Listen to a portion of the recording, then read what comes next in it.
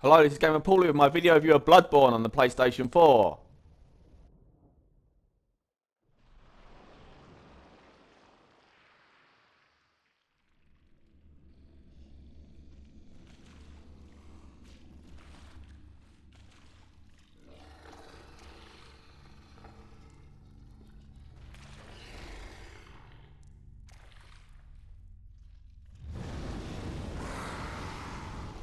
It's finally here, the PlayStation 4 exclusive Bloodborne, developed by From Software, the creators of Demon Souls and Dark Souls.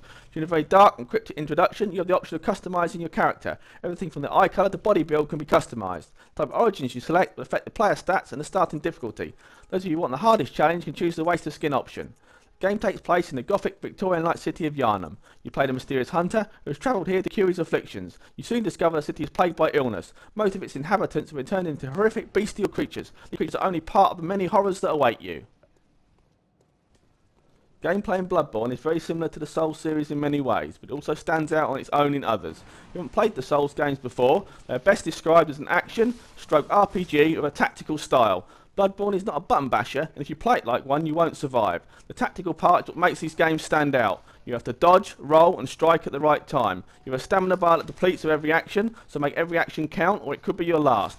Rather than weapon and shield, you now have a gun or a torch in your left hand, the gun being the most useful of the two. It offers quick damage and a way of pulling enemies. Your right hand weapon can be extended for long range and extra damage, or kept short for quick attacks. This also uses less stamina. The combat is always fun and challenging. There is no hold down the button and block the attack. Every enemy you encounter will make you work for the kill.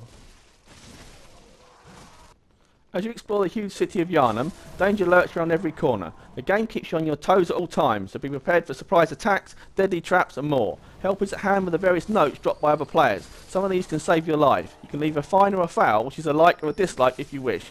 You often discover new areas, so the game is never dull. It's like a risk or reward system. You see a tough looking enemy which you could avoid, but what will you get if you defeat it? I love finding out, and I didn't care about dying. When you die, and trust me, you will die and die again. You can return to the area and cover your blood echoes, just like you could with the souls in previous games. The game doesn't hold your hand though, so what to do and where to go next is left up to you. There is no quest log, no mission guide, you're given very little help and only snippets of story, but ultimately the choice is always yours. Exploring is always exciting, but it's a shame there is no fast travel option, just like there was in Dark Souls 2.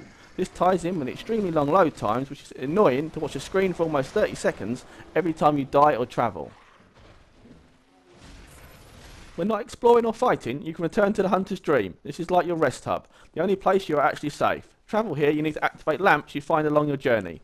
The Hunter's Dream is also where you can spend your blood echoes, which is the in-game currency and XP. The blood is used to level up your stats, buy items and repair weapons. Special stones can also be found. These can be used in conjunction with the blood echoes to upgrade your weapons. These stones are often hidden or found in hard to reach places, so always search high and low for them. Difficulty level in Bloodborne is extremely challenging, often punishing at times. Newcomers may struggle and be put off by the high difficulty. After a few hours though into the game, I was finally dodging, rolling and killing enemies with ease. It may take a while, but once I got the hang of it, I couldn't stop playing. One new feature to Bloodborne is the counter-attack. When an enemy hits you, some of your health can be regained if you hit back quickly. This is a great addition and can often save your life. Boss battles in the game are very tough, so only enter these well stocked up on blood vials, which are healing potions, and anything else that causes damage from long range, like Molotov cocktails. When you work out their attack patterns and the best strategy to use, you will eventually beat them. It's a great sight to see prey slaughtered on the screen. Like the Souls games before, Bloodborne has a co-op feature. After you receive the summoning bell, other players can help or summon you. The boss battles are where the other players are most helpful. I found most of the fights much easier with 2 or 3 other players. It's the same with the challenge dungeons. These dungeons are underground ruins, procedurally generated to create a new experience every time you play. Multiple layers and bosses. The more players you have, the better. Graphics in Bloodborne are nothing short of breathtaking. The gothic Victorian style looks incredible. Everything from the beasts, huge buildings, to the terrifying bosses have been created in stunning detail. Action is pretty smooth most of the time, but I did notice a few frame rate drops. Sound and music is also a very high standard. The voice acting and sound effects are great. The music, especially during boss battles, is very tense and powerful. It really adds to the atmosphere. Sum up Bloodborne then, an extremely challenging action RPG, and finally a meaty PlayStation 4 exclusive to sink your teeth into. Stunning graphics that make use of the PlayStation 4 hardware, an addictive risk and reward system and fantastic co-op play.